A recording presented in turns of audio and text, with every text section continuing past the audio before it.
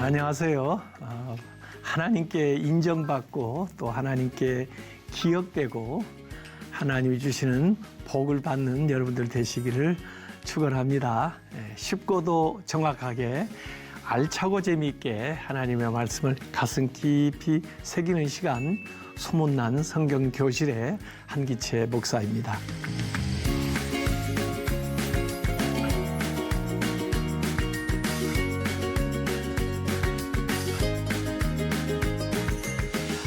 지난 시간에 나눈 내용 기억하시는지 모르겠습니다.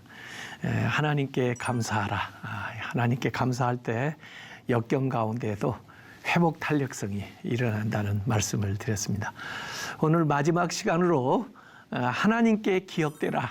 하나님이 기억하는 사람들 되시기를 바라는 마음으로 이렇게 제목을 정했습니다.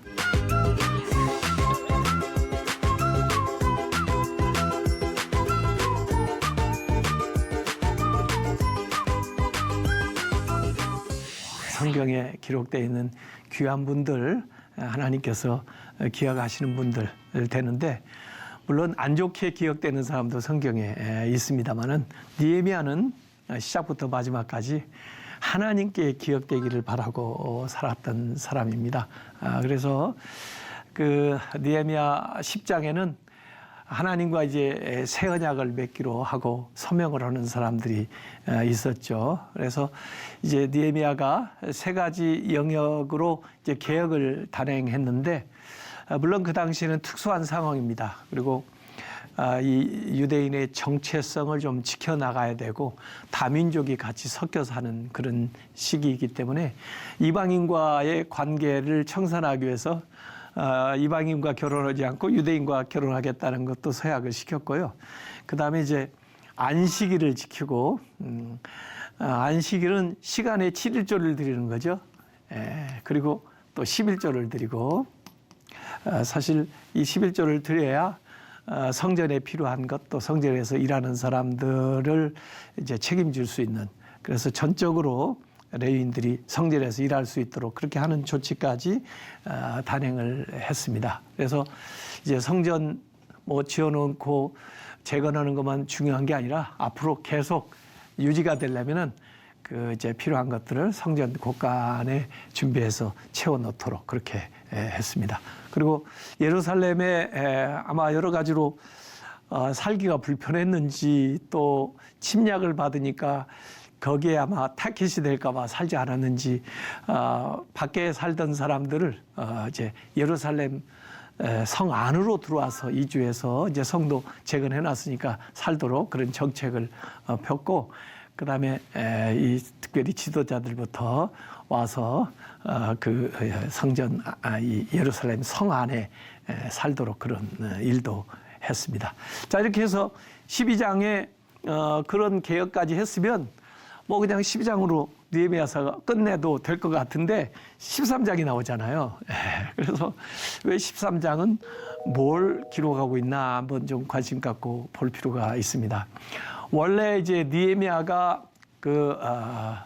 이제 수산성에서 이곳에 올 때 왕한테 말미를 얻었잖아요. 그래서 내가 가서 좀 예루살렘에서 이제 성벽 재건하는 일을 하고 오겠습니다. 시간을 좀 주세요. 해가지고 이제 왔어요. 그러니까 이제 성벽 재건하고 이 개혁 이 프로그램 다 했으니까 왕하고 한 약속 지켜야 되죠. 그래서 다시 이제 그 궁전 페르시아 궁전으로 돌아갔습니다. 근데 다시 시간이 좀 지나가지고 아닥사스 왕 32년에 다시 예루살렘에 이제 느헤미야가 돌아오는 이야기가 여기 느헤미야서 13장에 나오는 거죠. 왜 이렇게 느헤미야가 다시 오게 됐을까 하는 이야기입니다. 느헤미야가 예루살렘을 비운 사이에 이전에 했던 개혁과 또 만들어 놨던 일들이 이제 이게 흐릿해지고 또 수포로 돌아가는 그런 일들이 생겨나게 된 겁니다. 그래서 느헤미야가 없으니까 사람들이 아마 그 이전 생활로 돌아가고 있었는 것 같아요. 그래서 다시 느헤미야가 돌아와 가지고 2차 개혁을 단행하는 이야기가 이 느헤미야 13장에 나오는 것입니다. 그래서 개혁이라는 게 한 번 했다고 끝나는 게 아니고 끊임없이 계속돼야 됩니다. 1517년 마틴 루터가 종교개혁 일으켰습니다마는 이 개혁교회도 계속해서 개혁돼야 됩니다. 그래야 생명력을 유지해 나가지 한 번 개혁했다고 되지 않거든요. 그래서 다시 예루살렘으로 돌아온 느헤미야가 2차 개혁을 단행하는데 하나님의 성전에서부터 시작됩니다. 사실 예수님도 성전 청결 사건부터 시작하잖아요. 성전이 우리 믿는 사람들, 교회가 부패하면 세상에 소망이 있겠습니까? 그래서 하나님의 심판은 말세에도 교회에서부터 시작된다고 그렇게 한스킹이라는 사람이 얘기를 했는데요. 그래서 예루살렘 성전을 정화하는 이야기가 2차 개혁에 이제 시작하는 이야기로 나옵니다. 근데 참 저도 이해 못하는 게 느헤미야서 앞부분에 암몬 사람 도비아라는 사람이요. 유대인 아니죠. 암몬 사람인데 와서 그 성벽 제거라는 걸 막 조롱했습니다. 너희들이 뭘 하려고 그래. 너희들 해봤자 그 만들어 오면 여우가 올라가도 무너질걸? 그렇게 조롱했던 사람이 어떻게 느헤미야가 와서 보니까 예루살렘 성전에 이방인이 성전도 사실 못 들어오게 돼 있는데 성전에서 큰 방을 차지하고 살고 있습니다. 사실 이 큰 방이 뭐냐면 성전에 이제 헌물이나 이 재물 모아놓는 방인데 거기 어떻게 이 도비아라는 사람이 와서 살고 있어요. 근데 사실 느헤미야가 와서 이제 알게 됐을 거예요. 알고 보니까 대제사장 엘리야십이라는 사람이 이 도비아하고 내통을 한 거예요. 그래가지고 이 대제사장이 방을 내준 거죠.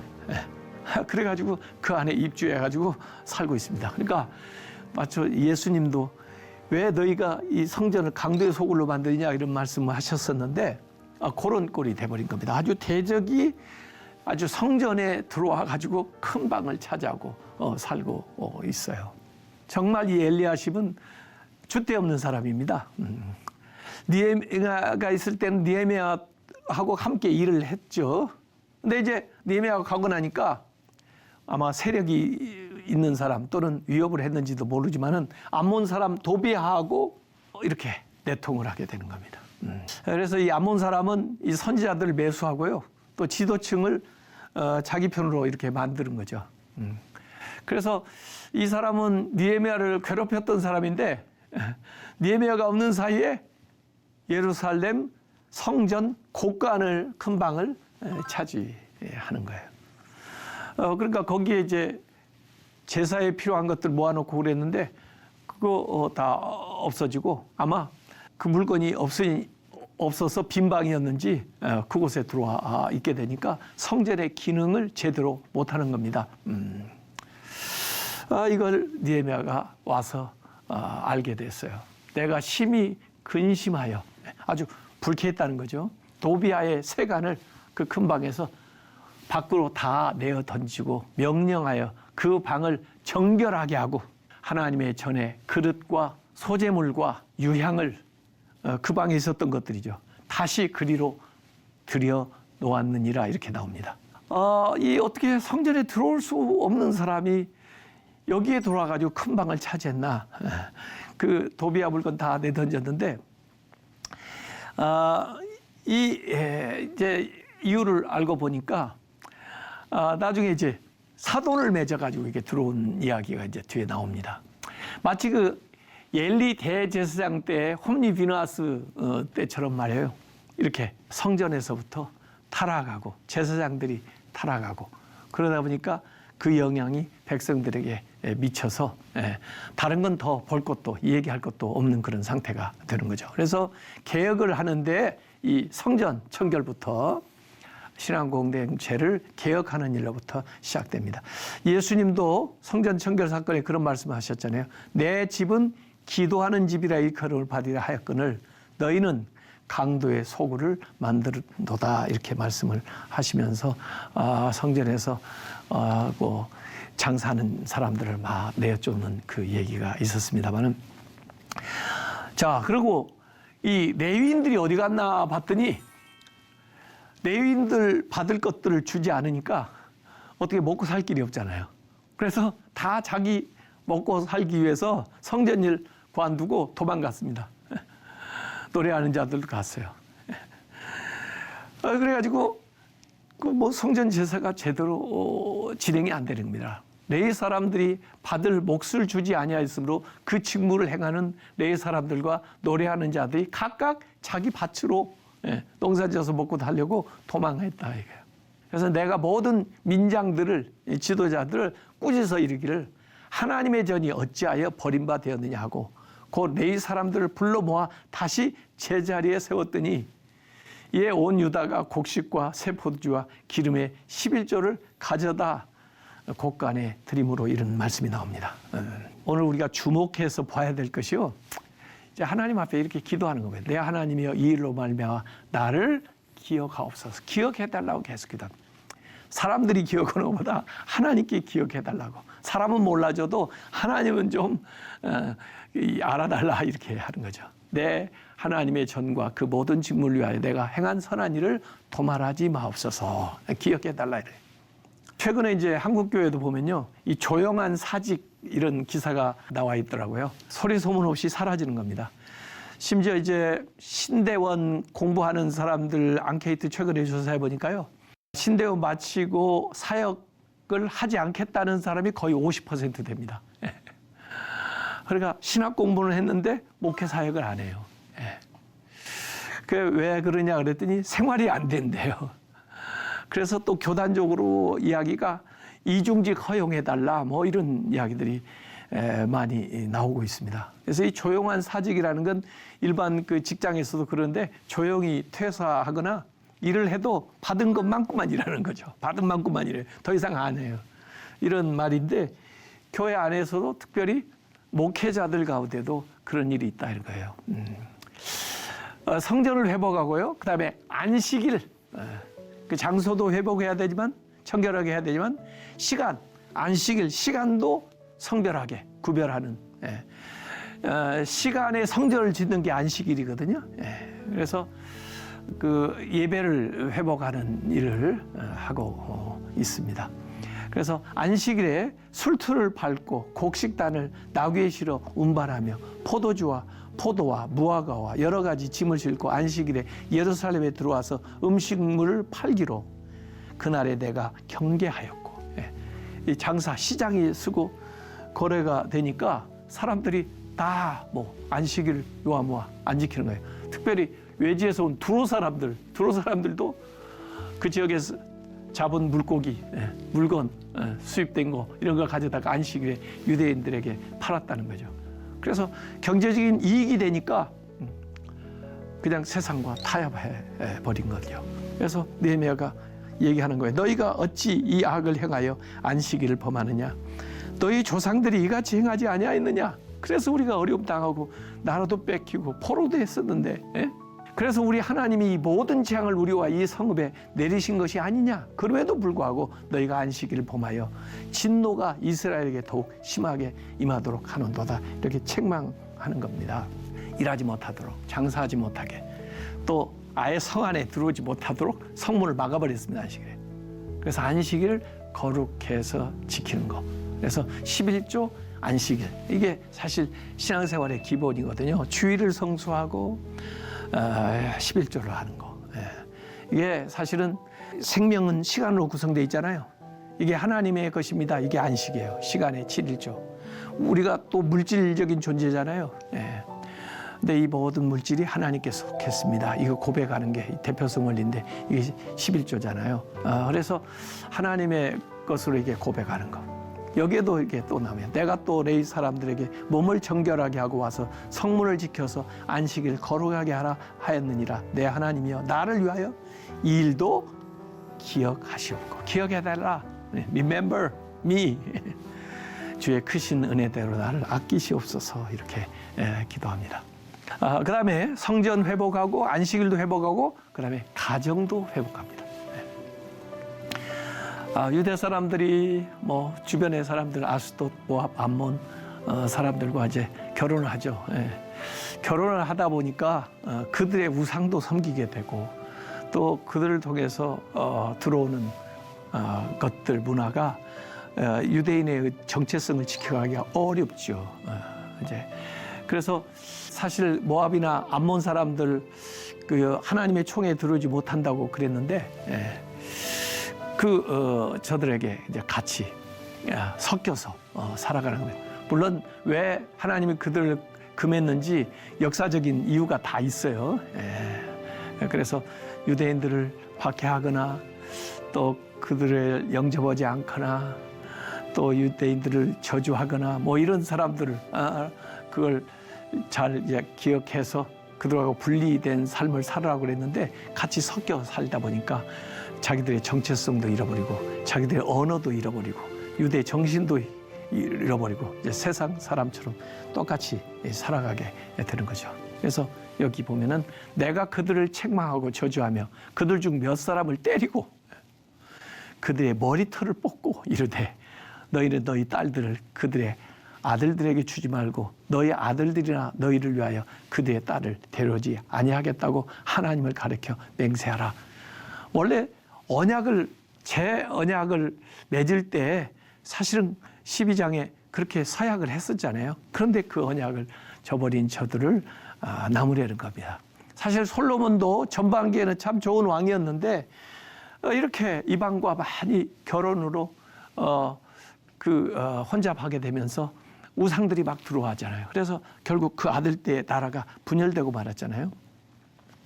아까 그 엘리야십 대제사장 얘기했는데 호론 사람 산발랏의 사위가 됐습니다. 그래서 엘리야십, 도비야 방해했던 사람, 또 산발랏 이런 사람들이 스물스물 들어와서 이제 성전에 집도 차지하게 되고 또 그들과 같이 지내게 되는 거. 그래서 대제사장 엘리야십의 손자 요야다의 아들이 호론 사람 산발렛의 사위된 것을 책망을 합니다. 대제사장이 초기에는 양문 재건하는 제사장들을 지휘했었는데 나중에는 방해 책동을 하던 암몬 사람 도비아에게 성전 안에 방을 제공하고 그다음에 그의 손자는 사마리아 총독 산발랏의 사위가 되고 이렇게 하면서 개혁 정신이 다 퇴색하게 돼버렸던 것이죠.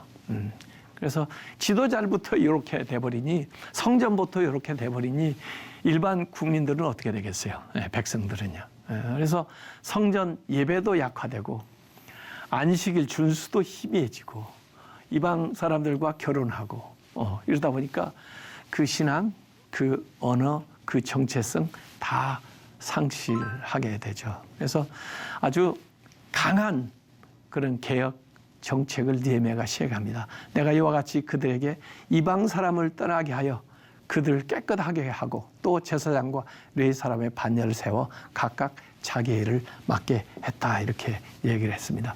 그래서 우리 신앙생활 항상 긴장하면서 깨어해야죠. 그렇지 않으면 타협하게 되고 또 자칫 잘못하면 방종하게 되고 세상 물질주의, 세속주의 여기에 도전이 거세기 때문에 거기에 타협하고 넘어지고 이러는 겁니다. 그래서 우리가 세상의 가치관 이런 것과 싸우기 위해서 믿음을 잘 지켜나가야 되는데 그 당시에 이제 지도자들 대제사장, 선지자, 귀족, 민장 이 지도자들부터 솔선수범하지 못하고 잘못된 그런 생활을 하게 되었던 거죠.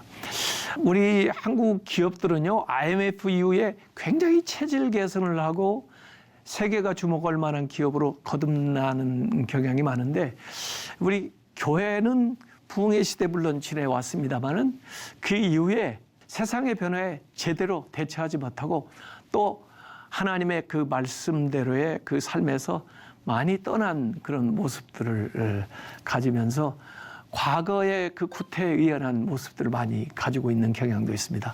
대형교회 위주, 외형 성장 치중, 차입 경영, 고정 자산에 대한 과도한 투자, 문어발식 확장, 물질주의의 가치관, 세속적 가치관 이런 것들이 교회 안에 들어오면서 정말 세상에서 교회가 중심을 차지했다가 점점 변두리로 밀려나고 신앙생활은 사적인 영역에 머무르고 대외 신뢰도가 하락하고 그래서 사람들은 하나님은 좋은데 목사님이 싫다고 그래요.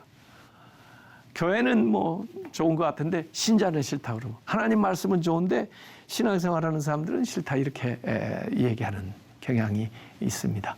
그래서 결국 이제 개혁을 하게 되는데 성전 제사 중심에서 말씀 중심으로 그리고 이제 제사장에서 서기관 이제 말씀을 가르치고 베푸는 것으로 그래서 이렇게 개혁 내부에서 개혁이 안 일어나니까 밖에서 온 느헤미야와 에스라 같은 사람이 와서 개혁을 일으킵니다.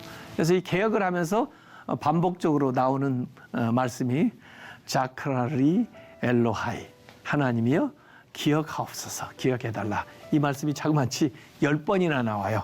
그래서 참 하나님께 기억되기를 원하는 그래서 하나님의 임재의식 성전의식 코람데오 이런 생각이 느헤미야의 그 개혁의 정신이었습니다.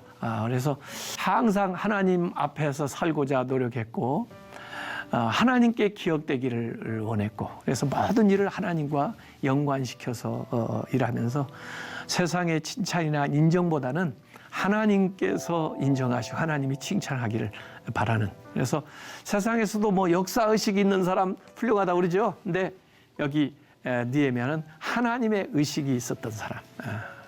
그래서 종말론적인 삶을 마지막 하나님 앞에 섰을 때를 생각하면서 살았다고 볼 수가 있습니다.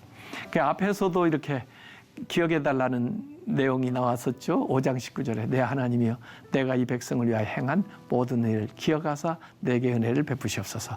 이제 13장 마지막으로 갈수록 내 하나님이여 이 일로 말미암아 나를 기억하옵소서. 내 하나님이여 나를 위하여 이 일도 기억하시옵고 주의 크신 은혜대로 나를 아끼시옵소서. 이렇게 이제 기도합니다. 마지막 느헤미야서 그 기도문이 내 하나님이여 나를 기억하사 복을 주옵소서 이렇게 그래서 나의 하나님이여 나를 좋은 것으로 기억하옵소서 이렇게 기도하는 거죠. 그래서 하나님을 바라보고 세상 사람보다 하나님이 기억해 주기를 바라는 거 이게 이제 느헤미야의 삶입니다. 이 기억해달라. 그리고 성경에 예수님께서도 성찬을 제정하시면서 마지막 만찬 하실 때 제자들에게 그랬잖아요. 이것을 행하여 나를 기억하라. 예수님을 기억해달라. 이 기억해달라는 게 네 멤버거든요. 다시 일원이 되는 거예요. 그래서 이 성찬을 하면서 시간과 공간을 초월해 가지고 예수님과 함께 했던 그 제자들 또 예수님의 그 피와 몸의 일원이 우리가 되는 거예요. 그게 성찬의 정신인데 예수님께서 기억하라고 하는 이야기를 또 한 번 하신 적이 있어요. 옥합을 깨트린 여인에게도 내가 진실로 너에게 이르노니 온 천하에 어디서든지 이 복음이 전파되는 것에서 이 여자가 행한 일도 말하여 그를 기억하라. 아마 이 옥합을 깨트린 것이 예수님의 십자가 사건 이전에 있었는데 예수님이 자신을 깨트린 그것과 거의 이렇게 앞서서 일어난 사건으로 예수님이 생각하시면서 이 말씀을 하신 것 같아요. 그를 기억해라. 나를 기억하라. 그래서 잘한 거 기억하시는데 잘못한 사람들도 기억하라고 이 느헤미야가 기도하는 대목도 나옵니다. 하나님께서는 우리가 한 모든 것을 기억하십니다. 마태복음 25장에 보면 양의 무리가 행했던 착한 일, 불식간에 자기들도 잊어버렸는데 하나님이 기억하고 있어요. 고넬료의 선행도 하나님이 기억하셔요. 그리고는 좋은 것으로 응답하시죠. 그래서 기억해달라. 하나님이 우리의 삶에서 나의 삶에서 기억할 만한 것이 있나 한번 생각해 봤으면 좋겠어요. 내가 하나님 앞에 어떻게 기억되기를 원하는가 그런 거 한번 생각해 봤으면 좋겠어요. 느헤미야 어렵게 했던 사람들, 나쁜 일을 했던 사람들을 하나님 앞에 다 이렇게 고발합니다. 내 하나님이여 도비야와 산발락과 여선지 노아데와 그 남은 선지자들 곧 나를 두렵게 하고자 한 자들의 소행을 기억하옵소서. 이게 안 좋은 것 하나님께서 기억하고 나중에 심판해 달라 이거죠. 내 하나님이여 그들이 제사장의 직분을 더럽히고 제사장의 직분과 내 사람에 대한 언약을 어겼사오니 그들을 기억하옵소서. 이게 하나님께서 다루어 달라. 이렇게 영적인 지도자는 하나님 의식이 있는 사람입니다. 모두에게 중요한 타인이 있다고 그래요. 어렸을 때는 부모에게 인정받기 위해서 부모가 중요한 타인이죠. 자라면서는 선생님, 또 친구, 또 애인, 아내 이렇게 바뀌기도 합니다만은 영원한 중요한 타인은 하나님이십니다. 그래서 우리가 하나님 앞에 인정받고 하나님이 기억해 주시는 그런 삶을 살아가도록 노력을 해야 되겠습니다. 그래서 하나님 앞에 꼭 기억되는 여러분들 되시기 바랍니다. 오늘 유익한 시간 된지 모르겠습니다. 그동안 느헤미야 삶으로 읽다라는 주제를 가지고 특별히 느헤미야의 리더십을 우리가 살펴보았습니다. 참 이 세상을 살아가는데 영적 리더십이 필요하거든요. 그 일에 참고가 되었으면 참 좋겠습니다. 지금까지 그 모든 수업은 유튜브를 통해서 다시 볼 수 있습니다. 거두에서 한번 보시면 좋을 것 같아요. 언제나 느헤미야와 같은 믿음의 사람으로서 지도적인 삶을 살아가시고 또 하나님 앞에 꼭 기억되는 사람들 되시기를 바라겠습니다. 지금까지 함께해 주신 거 감사드립니다.